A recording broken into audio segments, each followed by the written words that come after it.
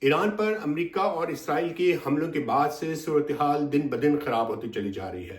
اس صورتحال میں پاکستان کی کیا پالیسی ہے، خارجہ پالیسی کیا ہے، اور وہ کس طریقے سے خلیجی ممالک کے ساتھ، ایران کے ساتھ اور باقی گلف ممالک جو کہ سعودی عرب، یو اے، قطر، بحرین ہیں، ان کے ساتھ جن سب کے ساتھ پاکستان کے دوستانہ تعلقات ہیں، وہ کیا پالیسی اپنائے گا۔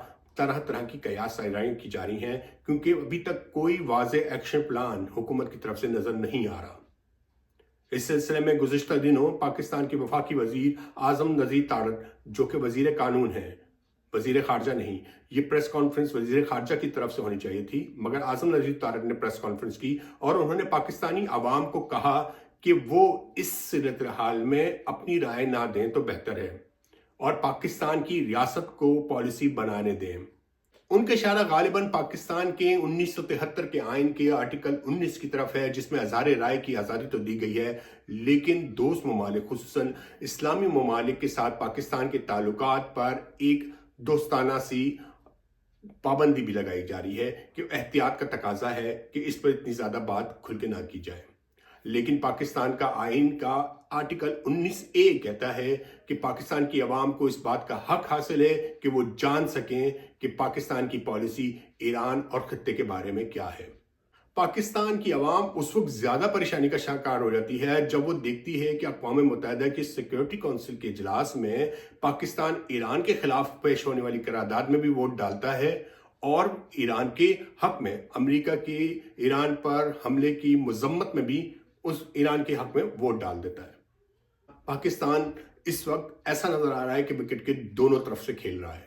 وہ دونوں کو لوز نہیں کرنا چاہتا، دونوں کو ناراض نہیں کرنا چاہتا، یا شاید وہ گھبرا رہا ہے کسی ایک سخت اسٹینڈ کی پر کھڑے ہونے سے۔ پاکستان اور ایران کے تعلقات ویسے بھی دلچسپ صورتحال سے گزر چکے ہیں۔ 1947 میں جب پاکستان آزاد ہوا تو ایران کے شاہ رضا شاہ پہلوی نے پاکستان کو سب سے پہلے تسلیم کیا، یعنی کہ ایران اس وقت سب سے پہلے ملک تھا جس نے پاکستان کو تسلیم کیا، اس کی ایگزسٹنس کو تسلیم کیا۔ یہی نہیں بلکہ 1965 اور 1971 کی جنگ میں، بھارت کے ساتھ جنگ میں، ایران نے پاکستان کی کھل کے حمایت کی، بلکہ اپنے جنگی جہاز تک پاکستان کو دیے۔ پاکستان کو پیٹرول اس دوران پہ سستے داموں مہیا کیا گیا تاکہ پاکستان کو مشکلات کا سامنا نہ کرنا پڑے۔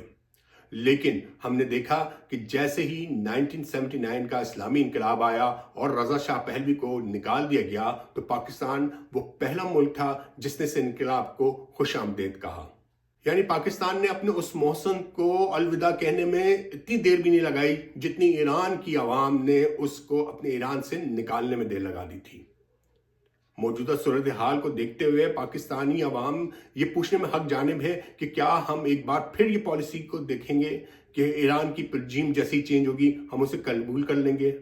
کیونکہ ماضی میں ہم نے اس کی مثال دیکھی ہے جب ہم نے طالبان کو 1990 کی دہائی میں قبول کیا۔ جیسے ہی 9/11 ہوتا ہے 2001 میں تو امریکہ طالبان پر حملہ کرتا ہے، طالبان کی رجیم ختم ہوتی ہے اور وہاں پہ امریکہ کی منظور نظر حکومت قائم ہوتی ہے، پاکستان نے اسے تسلیم کر لیا۔ اور پھر جیسے امریکہ چلا گیا اور طالبان واپس آ گئے، پاکستان نے طالبان کی حکومت کو تسلیم کر لیا۔ اس صورتحال کو دیکھتے ہوئے پاکستان کی عوام جاننا چاہتی ہے کہ پاکستان کی خارجہ پالیسی اس سلسلے میں کیا ہے، دو ٹوک، صاف اور شفاف۔ اعظم نذیر تارڑ صاحب کی الفاظ میں کہ پاکستان کی ریاست پہ اعتبار کریں، وہ شفاف پالیسی بنائے گی۔ ہمیں پاکستان کی ریاست پہ اعتبار ہے، ہمیں شفاف پالیسی کا انتظار ہے۔ شکریہ۔